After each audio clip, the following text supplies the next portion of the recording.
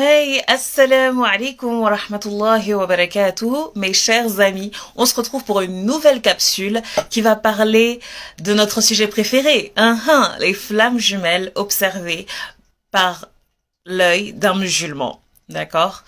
Donc aujourd'hui on va parler du zèbre, la thématique du zèbre et des flammes jumelles. Comme vous le savez, moi mon objectif premier c'est de pouvoir montrer qu'est-ce que le mythe flamme jumelle, le décortiquer, l'analyser et surtout l'observer à travers l'œil d'un musulman. C'est vraiment ce qui me tient à cœur. Et aujourd'hui, on va parler du zèbre, parce que pour moi, ça c'est une chose qui est tellement importante à décortiquer. Et si vous êtes identifié à ce parcours, alors vraiment cette vidéo, elle est faite pour vous. Mais avant de commencer, il faut que je me présente, il faut que vous sachiez quand même qui se cache derrière MFJ, derrière Muslim Flamme Jumelle. Tout d'abord, je tenais déjà à vous remercier pour tout votre soutien. Vraiment, c'est énorme. Ça fait 2 semaines que j'ai commencé cette chaîne et j'ai fait des rencontres incroyables. J'ai pu parler avec beaucoup d'entre vous, vos retours. Je vous aime trop, quoi. Il y a trop d'amour pour vous.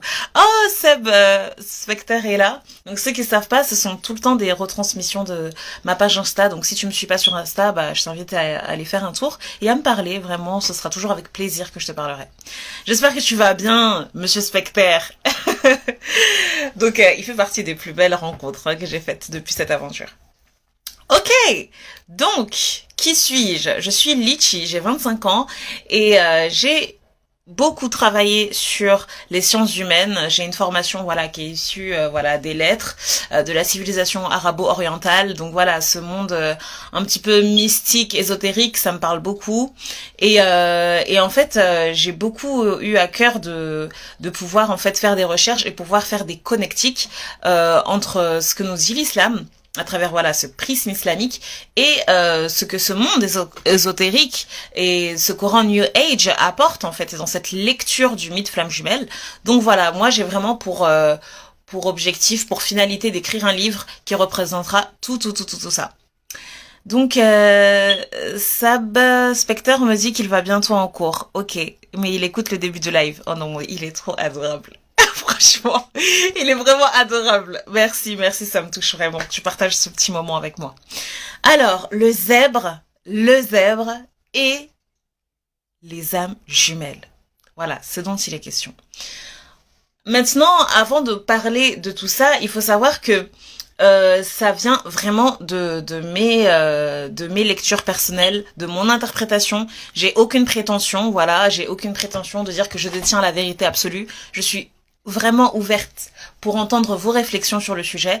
Je vous avoue même que souvent on me dit oui, tu sais, tel youtubeur, telle personne a parlé de ça et ça et ça. Et moi je me dis mais en fait, j'ai pas envie de me diversifier pour l'instant. J'ai envie vraiment de parler à cœur ouvert de toutes les recherches que j'ai pu faire jusqu'alors. Et ensuite, je viendrai apporter toutes les autres recherches en fait d'autres personnes. Donc vraiment respecter mon humilité à dire et ma modestie à dire que c'est issu de mes recherches antérieures et que je suis là vraiment pour exposer le peu que j'ai compris.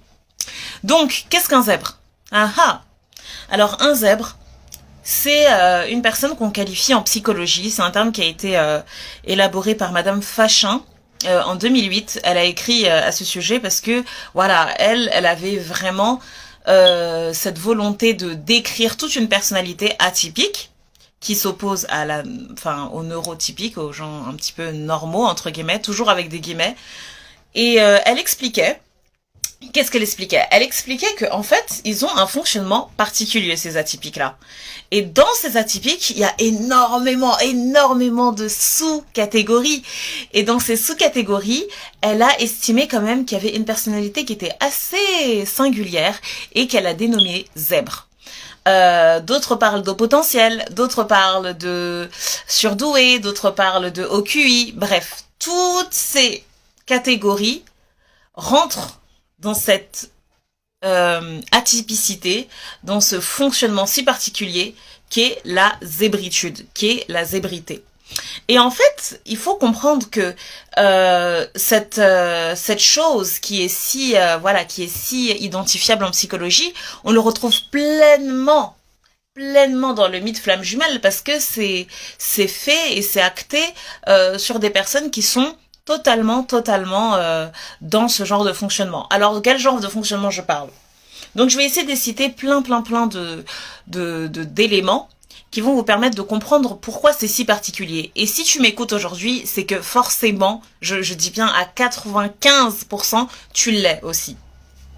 La première chose, c'est l'hypersensibilité. C'est-à-dire que l'hypersensibilité, c'est quoi? Comme le mot le dit, hyper sensible. Dans tes cinq sens, il y en a un des 5, ou 2 des 5, ou 3 des 5, ou 4 des 5, ou 5 sur 5, qui sont décuplés. Et en fait, cette manière de voir cette cette intensité, ce surplus, il se traduit comment au niveau de ton cerveau? Il se traduit par beaucoup plus d'informations. Et ce beaucoup plus d'informations, ce trop plein d'informations, se traduit par une hyper-émotivité ou alors une hyper-réactivité. Voilà. Et en fait, déjà, d'avoir ce surplus-là, ça va te faire au niveau cérébral tout un bouillonnement, plein de connexions, plein de connectiques qui vont te donner accès à une certaine intuition, à un développement beaucoup plus marqué sur ton sixième sens. Ce que j'entends, le sixième sens, c'est l'intuition, c'est le cœur. D'accord? C'est savoir sans expliquer pourquoi. Et j'en suis sûre que toi qui m'écoutes, tu as toujours eu ça. Tu as toujours eu cette partie de toi qui avait en fait ce sentiment de décalage par rapport aux autres. Pourquoi? Parce que tu es attiré, que tu le veuilles ou non, tu es attiré par la vérité et ça te fait du mal en fait. Ça te fait du mal parce que les gens ne te comprennent pas. Ils ne comprennent pas ta manière d'être. Cette même spécificité-là va donner lieu surtout à une pensée arborescente. Qu'est-ce que c'est que la pensée arborescente? C'est d'avoir beaucoup de créativité parce qu'il suffit d'une chose, d'un élément, pour te donner tout un éventail, tout un arbre plein de branches d'autres éléments. Parce que tu vas faire des connectiques qui vont donner lieu à beaucoup de stimuli et tous ces stimuli vont donner lieu à cette créativité. Parmi ces éléments, il y a le fait aussi que tu accordes beaucoup d'importance à l'humanité. Tu es une personne qui est empathe, c'est-à-dire que tu as en toi comme un scanner. Lorsque tu rencontres quelqu'un, voilà, tu absorbes tout ce qu'il est en fait. Que tu le veuilles ou non, tu as très vite des pressentiments, tu arrives à sentir si cette personne dégage une bonne aura ou pas. Donc normalement là, déjà si tu as déjà tout ça, bah bravo, sache que c'est génial, que ce n'est pas un mal. Mais par contre, ça peut créer beaucoup de mal-être parce que bah on vit pas dans une société qui valorise tout ça. Souvent, les personnes qui ont ce genre de fonctionnement, c'est des personnes qui ont un attrait pour la spiritualité. Donc, de quel genre de spiritualité je parle? C'est de croire et de comprendre que l'être humain est trop petit, de voir que l'être humain est trop petit et qu'il y a des choses beaucoup plus grandes qui nous dépassent. La croyance en une immensité supérieure, donc Dieu, ou la méditation sur l'univers te permet clairement de voir que non, il y a quelque chose qui nous dépasse et vraiment l'être humain il est petit quoi. Donc t'as un attrait vraiment très spécial par rapport à la spiritualité et qui va être plus ou moins développé selon ton environnement, selon là où tu as grandi, selon ta culture, etc., selon tes idéaux de vie et tout et tout. Souvent, lorsque tu es zèbre, tu as beaucoup de mal à avoir des relations humaines saines. Vraiment. Tu as beaucoup de mal à avoir des relations saines parce que la plupart des gens ne fonctionnent pas comme toi en fait. Et tu vas attirer beaucoup de jalousie. Souvent tu attires beaucoup de jalousie parce que tu es une personne tellement singulière que tu vas générer de la jalousie de la part des gens qui voient ta brillance. Parce que tu le veuilles ou non, comme tu es une personne qui est attirée par la vérité, comme tu es dans le vrai, les gens inconsciemment ils le ressentent. Et comme ils le ressentent, l'être humain, voilà, on va dire, c'est l'ego, c'est l'ego qui va se frictionner et ça va générer beaucoup d'envie. Donc tu auras du mal à avoir des relations saines. Souvent, le zèbre, il va être amené à enchaîner des relations toxiques, quoi, parce que il est tellement humain et tellement gentil, tellement bienveillant qu'il va se laisser emporter dans des trahisons, des déceptions incroyables. Mais vraiment. Déjà, c'est humain ça de rencontrer des relations humaines qui te font sentir la trahison, qui te font comprendre la méchanceté de l'être humain. Mais je pense vraiment que le zèbre, lui, c'est un autre level, quoi. C'est un autre level. C'est des gens qui se font mais clairement, voilà quoi. Ils sont vraiment, vraiment, vraiment les pigeons de service. Il faut le dire. C'est les pigeons de service. Et les gens, on les respecte pas. On les respecte pas. Et là où il y a le déclic, c'est quand il comprend. C'est quand il comprend que voilà que il a une nature spéciale, il a un fonctionnement spécial et que ça demande des ajustements selon les gens, selon l'environnement, etc., etc. Ah, oh, Mina nous a rejoint, elle m'a dit coucou et elle m'a dit oh là là, sujet criant de vérité. On le comprend que bien plus tard, ça. Oui, exactement. De toute façon, ce sera toujours le parfait moment pour toi. Si tu le comprends à 50 ans, comme à 60 ans, comme à 20 ans, ce sera toujours le bon moment pour toi. Et parce que tu vas pouvoir savourer ensuite la délivrance. Tu pourras savourer cette justice. Et ça n'a pas de prix. Ça n'a pas de prix, vraiment. Donc, oh, Lila Pili Pili nous a rejoint. La dame. Oh, trop d'amour pour toi, Lina. Toi-même, tu sais, Hot Pepper, vraiment, allez voir son compte, vraiment, j'aime trop son compte, il est trop beau, criant d'esthétisme, j'aime trop, donc allez voir le compte de Lina, s'il vous plaît. Alors, donc, ça c'est par rapport à tous les éléments qui définissent le zèbre. Vous avez vraiment tout pour vous faire aimer la vérité. Donc, vous êtes vraiment, mais vraiment sujette à rencontrer des flammes jumelles. Vraiment, moi, c'est normal pour toi, quoi. Pourquoi? Parce que tu es une personne qui est tellement attirée par la vérité que tu vas toujours aller en profondeur des choses. Et qu'il y aura un moment donné où tu vas essayer de tellement travailler sur la vérité que tu vas arriver à trouver, hein. Tu vas arriver à trouver. Mina dit, je suis comme la Reine des Neiges, libérée. Exactement, libérée. Oh là là, j'aime trop l'humour des zèbres. Ah oui, d'ailleurs, inutile de dire aussi que les zèbres, ils ont une telle perception de la réalité que ce sont souvent des personnes qui s'épanouissent énormément dans le monde de l'humour, dans le monde de la scène. Moi, je dirais franchement, honnêtement, allez, on va dire 60%. Des personnes qui sont vraiment très connues dans le monde du divertissement, que ce soit l'acting, la musique, etc. C'est des personnes qui sont hypersensibles, quoi. C'est des personnes qui doivent aimer l'être humain, qui doivent avoir une certaine perception de la vérité. Voilà, on a besoin de ces gens-là pour ça. Donc voilà, ça c'est pour le zèbre. Et donc moi je disais en fait que dans les zèbres, il y a plein de sous-catégories. Il y a les hypersensibles, comme les personnes, voilà, on va monter un peu crescendo. Donc les hypersensibles, c'est les personnes qui vraiment, ils ont vraiment cette intuition très forte, cette sensibilité très accrue quand même, qui leur donne beaucoup d'incompréhension de la part de leurs proches. Il y a ensuite les HP.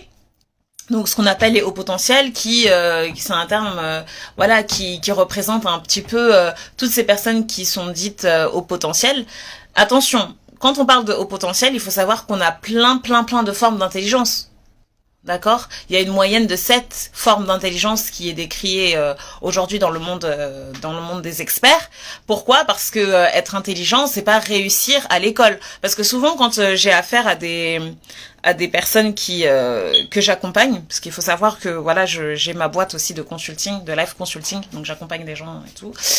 Souvent quand j'ai affaire à des gens comme ça qui sont dans ce chemin là d'apprendre à s'aimer soi-même, à s'estimer à leur juste valeur, quand on leur donne ce mot là de haut potentiel de zèbre, tout de suite c'est ah mais c'est pas possible parce que moi je suis en total échec scolaire, ou j'ai été en total échec scolaire, ou voilà, je sais rien faire de mes 10 doigts et tout. Et on se calme. Il n'y a pas une forme d'intelligence, de 1. Et de 2, à l'école, c'est un système scolaire particulier. On met en avant certaines matières. Ça veut pas du tout dire que tu es bête, quoi, parce que t'as redoublé que tu t'es retapé le bac. Non, ça veut rien dire.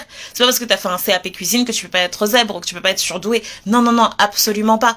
Je veux reprendre une citation de Einstein, hein, qu'on connaît tous, et d'ailleurs qui lui est clairement zèbre, qui disait oui, quand tu demandes, attendez, je me rappelle plus de la citation, mais c'était un truc du style quand tu demandes un poisson de monter, attendez, il faut que je retrouve la phrase. Quand tu demandes à un poisson de grimper à un arbre, il ne va pas aussi bien réussir qu'un chimpanzé.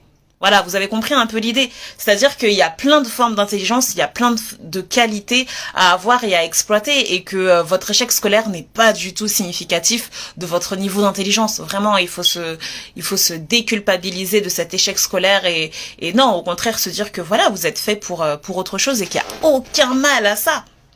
Donc, tout ça pour dire quoi? Tout ça pour dire que si tu es dans ce parcours, il y a de grandes chances que tu sois hypersensible, ou HP, ou surdoué, ou OQI. Il y a tellement de sous-catégories à l'intérieur de tout ça. Et il y a aussi les autistes. Parce que dans cette famille-là de zèbres, le plus haut formatage, on va dire, atypique, c'est l'autisme. Et d'ailleurs, vous le voyez très bien, les autistes, quand ils sont hyper stimulés par leur environnement, ils mettent leurs mains sur leurs oreilles et ils se dandinent parce que c'est trop, il y a trop d'informations, c'est trop pour eux. Au contraire de l'hypersensible qui va être là et qui va être stoïque, qui va être dans un environnement, ok, il va ressentir les choses et il va les garder pour soi parce qu'il a une meilleure maîtrise de lui-même. Vous voyez ? Donc souvent tous ceux qui sont dans ce parcours, ils sont entre deux, ils sont entre deux ou ils sont dans ces extrêmes-là et ce qui va permettre, selon moi, de voir la différence, c'est leur niveau énergétique. C'est-à-dire comment est-ce que ils vont ressentir cette personne-là? Comment est-ce que ils vont ressentir cette vérité-là? À quel moment? De quelle manière? Voilà. C'est là que vont se créer cette différence-là. Donc là, je parle de la forme innée un peu de la zébritude. Bien sûr, on peut accéder à cette forme d'hypersensibilité de manière totalement environnementale. Je vais prendre un exemple tout simple. Imagine toi, t'as vécu dans le Sahel, donc dans le désert, voilà, arabe. T'étais un Touareg. Ceux qui connaissent pas ce mode de vie, c'est un mode de vie qui est hyper aride, où il y a pas de bruit, il y a que le vent, il y a que la chaleur, voilà, il y a que les bêtes qui sont là, qui nous servent d'entourage, on va dire. Et donc tu es là dans le désert et t'entends pas un bruit. Donc ton ouïe est voué à être totalement clean, totalement pur. Imagine que si je prends cette personne qui a vécu 20 ans dans le désert, je l'amène dans une civilisation hyper développée, entre guillemets, parce que développée, ça dépend de là où on se situe et de quelle manière on voit le développement. Donc imagine, je l'amène à Tokyo, une des plus grandes capitales du monde, avec tout le flux auditif qu'il y a, avec tous ces stimuli. Comment est-ce que vous pensez qu'il sera cette personne-là? Elle sera totalement décontenancée. Elle sera totalement stimulée. Et hyper stimulée. Ce sera beaucoup trop d'informations. Limite, je pense qu'elle va être comme l'autiste là qui met ses mains sur ses oreilles et qui va dandiner parce que ce sera trop. Il y aura trop de flux. Donc voilà, c'était vraiment ça que je voulais aussi établir, c'est qu'on peut devenir hypersensible comme on peut l'être de manière innée. Et donc pour voir la différence, moi je pense vraiment que voilà, il faut pousser encore plus ces recherches. D'ailleurs, on travaille avec une équipe pour travailler sur la mémoire du corps, pour élucider un petit peu toutes ces théories. Et on va parler aussi de la fameuse théorie de Brigitte Cureau sur les jumeaux disparonatales, que je trouve hyper intéressante pour cette approche, mais on va en parler dans une autre vidéo. Bref, tout ça pour dire que le zèbre, il a de grandes chances de rencontrer sa flamme jumelle. Il a de grandes chances de rencontrer ce jumeau amique. Pourquoi? Parce qu'il est attiré par la vérité. Et moi, mon point de vue de musulmane, c'est de dire que Allah subhanahu wa ta'ala, lorsqu'il t'a créé, il sait très bien ton potentiel. Et souvent, toi, tu ignores ce potentiel-là parce que tu es dans ta vie, là, tu vagabondes à droite et à gauche et tu fais n'importe quoi. Parce que quand tu connais pas ton potentiel, t'as pas ta mission de vie. Tu sais pas quoi faire. Donc, tu fais n'importe quoi. Franchement, je vais être très trivial, hein. Tu fais n'importe quoi. Et tu fais, voilà, tu vis ta vie comme ça, là, les yeux fermés, tu avances. Donc, il y a un moment donné, Allah subhanahu wa ta'ala, il va se dire, ok, c'est bon, lui, il est prêt, elle est prête, je vais lui amener sa flamme jumelle, elle va enfin comprendre son potentiel de vie. Et ça se fera toujours au bon moment. Il n'y a pas de mauvais moment. Donc, quand tu rencontres cette flamme jumelle-là, et c'est pour ça qu'il faut bien comprendre la finalité, c'est que c'est un appel, une invitation à la rencontre de soi-même, un alignement intérieur. Lina Pilipili dit haha, la mémoire cellulaire, truc de dingue. Oui, vraiment, clairement. Donc, toi ma belle, toi mon beau, mon bel ami qui m'écoute, sache que si tu te reconnais dans toutes ces descriptions de la zébritude et que tu n'as pas encore cherché à comprendre ce que c'était, je t'invite vraiment à te perdre dans la webosphère. Vraiment, c'est un sujet qui a été beaucoup étudié, beaucoup diffusé dans le courant de ces dernières années, parce que c'est un sujet qui fascine. Mais voilà, j'en suis sûre que tu vas te reconnaître et tu vas te sentir apaisé parce que tu vas voir que c'est totalement humain et que c'est totalement explicable. Voilà. Donc maintenant, par rapport à la dynamique flamme jumelle, la dynamique âme sœur, la dynamique entre ces deux zèbres-là, souvent on aime catégoriser de chaser et de runner ces deux, voilà, les deux protagonismes qui sont dans cette histoire. Moi, je pars du principe que, comme je l'ai dit, comme je dis toujours, chaque parcours est unique, chaque âme est unique, et que on peut pas tous rentrer dans une étiquette, on peut pas tous rentrer dans une case, d'accord. On est, comme je l'ai dit, même chez les zèbres, il y a énormément de singularités chez chacune des personnes. D'ailleurs, l'image du zèbre a été prise pour signifier à quel point l'animal en lui-même c'est la métaphore parfaite, puisque les zèbres c'est un animal qui vit certes dans la savane avec les autres, mais qui est très minoritaire. Et non seulement il est minoritaire, il vit en groupe, il a son propre fonctionnement, mais ses rayures sont uniques. Est-ce que vous vous rendez compte? C'est magnifique. Ces rayures sont uniques. Donc ça pousse quand même à la méditation. Ça pousse à nous faire comprendre que on n'est pas que des étiquettes. Non. C'est des repères. C'est des repères qu'on met. Et chez les deux personnes, donc chez le chaser et chez le runner, on peut voir que tout est une question de formatage. Donc selon ton formatage, si tu es zèbre de manière innée, d'accord? Donc tu as toujours senti ce sentiment de différence, toujours ressenti ce sentiment d'incompréhension, de décalage avec les gens, sache que c'est que tu l'es inné. Et vraiment, lorsque tu te poses cette question, de comment tu fonctionnes, tu vas voir que selon ton enfance, selon ton éducation, selon ton propre formatage, tu vas à l'âge adulte être sous pilotage automatique. Clairement, être sous pilotage automatique de tout ce formatage que tu as emmagasiné, et ce sera lui qui sera aux commandes de ta vie.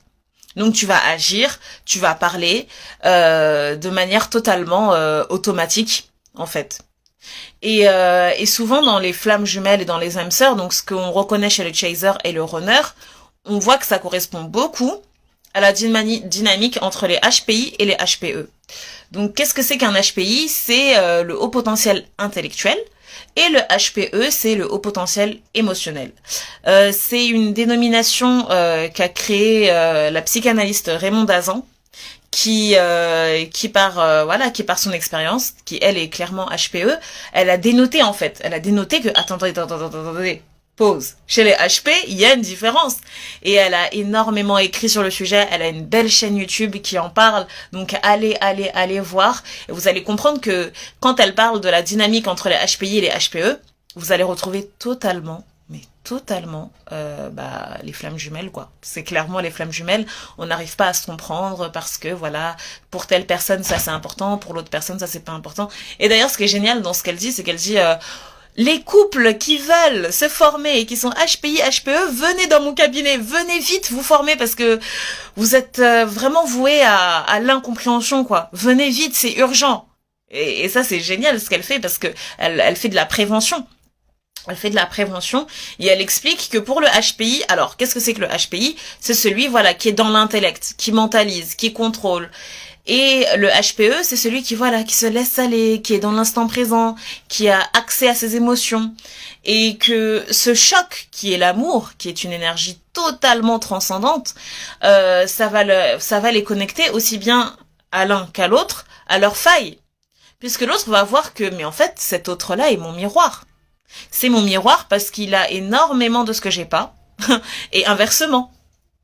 Donc c'est vraiment important de comprendre ce fonctionnement dysfonctionnel pour les HPI et pour les HPE, parce que ça va te permettre à toi qui m'écoute, à toi mon ami qui m'écoute, de vraiment comprendre les enjeux de cet équilibre que tu dois avoir. Parce que certes, on parle d'équilibre spirituel, conscientiel, etc. Mais même au niveau déjà fonctionnel, ça va te permettre de revivre, tout simplement. De vivre mieux, de vivre bien.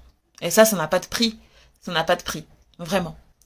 Donc voilà, ça c'est pour ce qui est de cette capsule de zèbre et des flammes jumelles. Et je vais te raconter un petit peu, comme tu le sais, hein, souvent dans mes vidéos, je théorise et ensuite je te prouve que ça marche avec mon expérience. Moi personnellement, je suis une personne qui était en pleine crise existentielle. J'avais pas du tout conscience de ce monde-là, de l'hypersensibilité, etc. Par contre, j'aimais beaucoup faire des tests de personnalité. Et souvent, dans mes tests de personnalité, il y avait toujours un truc qui revenait, c'était « a du mal à lâcher prise ». Mais c'est tellement flou, lâcher prise, qu'est-ce que ça veut dire? C'est tellement flou. Donc moi je me disais mais ça veut dire quoi ça? Ça veut dire quoi ça? Et puis j'avançais comme ça. Et ensuite je cherchais et puis je suis tombée sur l'hypersensibilité. Je me rappelle c'était en été. J'étais sur une grande je sais pas si vous connaissez le magazine en ligne Psychologie. Oh là là, j'étais vraiment très friande de ce genre de lecture. Et là, je suis tombée sur plein de pages qui parlaient de l'hypersensibilité et je me suis reconnue. Je me suis dit, waouh, c'est génial! Waouh, c'est trop bien! Je suis ça. Mais je sentais, j'avais dans mon fort intérieur un sentiment d'incomplétude. Je sentais que c'était pas que ça, je n'étais pas que ça. Et donc j'ai commencé à beaucoup m'intéresser à l'hypersensibilité, je me reconnaissais, mais encore un petit sentiment de vide. Donc j'avançais dans ma vie, je faisais des rencontres, etc. Et il y avait un passe-temps que que j'aimais beaucoup faire à cette époque-là, c'était que je regardais énormément de reportages sur la médecine. C'était une chaîne suisse qui s'appelait RS quelque chose. Et j'aimais énormément regarder plein de reportages et il y avait des reportages sur les surdoués. Et je me rappelle que quand j'ai regardé ça, je me suis dit waouh, c'est trop bien parce que je reconnais un tel. Je reconnaissais toutes les personnes qui étaient dans mon entourage, sauf moi. Pourquoi? Parce qu'il y avait toujours ce sentiment d'illégitimité d'être intelligent, parce que je pensais que l'intelligence, c'était qu'une forme d'intelligence, quoi. C'était la réussite scolaire, etc. Donc je me disais, non, de toute façon, moi, c'est pas moi. Mais par contre, un tel, prune, clémentine, orange et les autres, là, eux, c'est sûr qu'ils sont surdoués. Et d'ailleurs, je leur en parlais, hein. Je leur disais, oh, mais vous savez pas, mais ce que j'ai découvert. Non, mais toi, je suis sûre, t'es surdoué. Tu devrais faire ça, tu devrais faire ci. Et elles étaient là, ok, Litchi. Mais sans plus, quoi, elles s'en fichaient. Donc j'avançais comme ça. Et j'ai rencontré, la plus belle des rencontres pour le zèbre, le pervers narcissique. Donc j'ai rencontré mon pervers narcissique, c'était génial, hein, j'ai beaucoup appris avec lui, hein, merci monsieur. Merci. Donc c'était un homme, c'était une relation un petit peu on va dire voilà, et j'étais totalement sous le choc. Parce que après 11 mois de relations humaines, j'ai réussi à démanteler tout son stratagème en 4 jours. Et je lui ai fait voir des couleurs, je lui ai montré une facette de moi qui m'a moi-même fait peur parce que en grosso modo qu'est-ce qui s'est passé, je lui ai prouvé en fait que c'était moi qui le manipulais et que c'était pas lui qui me manipulait. Donc il est tombé des nues. Mais moi-même je suis tombée des nues parce que je me suis dit mais en fait Litchi t'es très intelligente en fait. Tu te sous-estimais beaucoup parce que pour pouvoir démanteler tout un stratagème si bien ficelé, c'est énorme. Et là, j'ai eu peur. Je me rappelle, j'ai eu peur. Je me suis dit, mais cette intelligence-là, elle est dangereuse quand même. Parce que tu peux me manipuler. Et les zèbres, ce qui est magnifique avec eux, c'est que jamais il leur viendrait à l'esprit de pouvoir utiliser ça, de pouvoir utiliser cette intelligence contre son prochain. Non. Parce qu'il est humain, parce qu'il est amoureux de la vérité et il sait très bien qu'il a aucun intérêt à faire ça, quoi. Mais vraiment aucun. Donc, après ça, je me rappelle qu'après avoir eu cette relation, je me rappelle quelques jours plus tard, hein, j'ai revu mon jumeau. Donc j'ai revu Ananas, alors que ça faisait plus de 11 mois qu'on s'était plus vu. Et quand je l'ai revu, je lui ai parlé, c'était le moment où je lui ai montré mon manuscrit sur le livre que j'ai écrit, enfin que je cherche à écrire, et je me rappelle que j'ai été très très choquée par son intelligence aussi, parce que c'était un moment de retrouvailles, d'accord, donc c'était après la nuit noire de l'âme, et je me suis rendu compte qu'il était hyper intelligent, vraiment. Et après ça, j'ai beaucoup réfléchi, et je me suis dit mais il est surdoué lui aussi. Et après, je me suis dit, mais c'est une évidence, en fait. C'est une évidence que toi aussi, Litchi, tu l'es. Arrête de te cacher maintenant. C'est bon, tu l'es. Donc vous voyez, ça m'a valu quand même des années et des années hein, pour arriver à cette acceptation, à cette légitimité de pouvoir dire oui, oui, oui, je suis surdouée. Et jusqu'à maintenant, là, ça fait mal à ma langue, donc je préfère dire je suis zèbre. Et en cherchant et en beaucoup me renseignant, j'ai compris que j'avais beaucoup plus le profil d'un HPI. Mais c'était pas tout. Parce que vraiment, j'avais encore ce sentiment de vide où je me disais non, non, non, non, ok, là je lis beaucoup sur les HPI, sur leur fonctionnement, mais il y a un truc qui manque, il y a un truc qui manque là. Donc j'ai cherché, et très vite je suis tombée sur les Asperger, et là je me suis reconnue totalement, totalement. Donc moi je préfère me définir comme HPI et Asperger. Et quand j'ai pris conscience de ça, je me suis dit ah ouais, en fait c'est hyper dense et il faut vraiment apprendre à se connaître. Et quelques temps après avoir vu cette facilité en voilà cette réalité en moi, j'ai accédé à ma mission de vie. Je me rappelle vraiment de ce jour-là. C'était quelques jours après mon anniversaire, donc quand même date assez symbolique.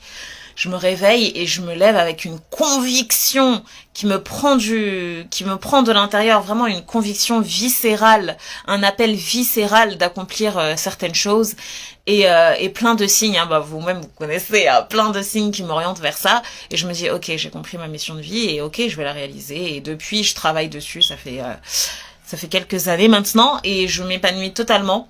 Donc voilà, tout ça pour vous dire quoi? Tout ça pour vous dire que lorsqu'on sait qui on est, on sait où on va et surtout, le plus important, on sait avec qui on a envie d'y aller.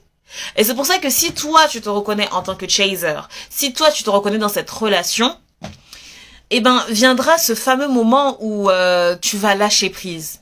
Vraiment, moi, mon défi, c'était lâcher prise. Et je lâchais prise parce que je voyais clairement que ce runner, cet ananas, cet ananas qui me sert de jumeau amique, il est pas du tout, mais pas du tout en accord avec ce que je veux dans ma vie aujourd'hui. Avec ce que j'estime pour moi dans ma vie aujourd'hui. Donc, j'ai appris à m'écouter, j'ai appris à me recentrer. Et donc, voilà, ça donne lieu à tout un alignement. Donc j'espère que mes mots ont été bien compris. Ça a été une très très très bonne capsule. J'ai beaucoup apprécié la tournée. Merci encore à tout le monde pour tous vos commentaires qui sont adorables pendant ce live. Si toi aussi tu as envie de retrouver du réconfort, j'ai proposé un appel de réconfort qui va te permettre de parler de toute ta relation avec le sentiment de te sentir apaisé, d'être compris, et franchement c'est un luxe quand on est dans ce genre de parcours. Et oui, j'accompagne aussi, je fais des consultations, donc si tu as envie d'en connaître, d'en savoir un peu plus, je te dirige vers mon site internet, et même venir me voir en privé, me parler, etc. Je me ferai toujours un grand plaisir de t'écouter et de te parler. Donc voilà, je te fais de grands salams, et on se retrouve pour de prochaines capsules. C'était Litchi. Ah, attendez, je vais lire un petit peu le message de Mina. Elle a envoyé un petit message, elle a dit « Steve Tayame, chaîne de flammes jumelles et Raymond Dazon ont de belles capsules là-dessus. » Yes, génial. Je pense qu'elle parlait des capsules en fait sur ce que je disais sur les zèbres. Donc voilà les amis, je vous fais de grands salams. Que la paix soit sur vous et on se retrouve pour de prochaines capsules. C'était Litchi.